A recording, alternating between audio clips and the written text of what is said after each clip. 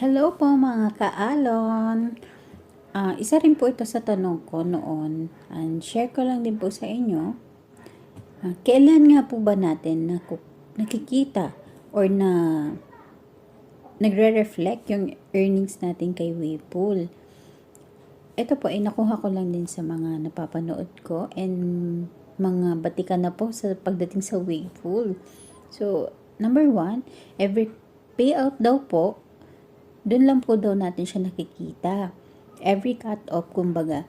Ang makikita lang po natin na nagre-reflect sa earnings habang wala pa po yung cut-off ay yung super likes.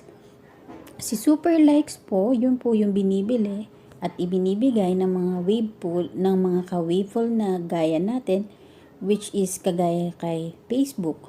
Si Facebook, di ba may star po siya.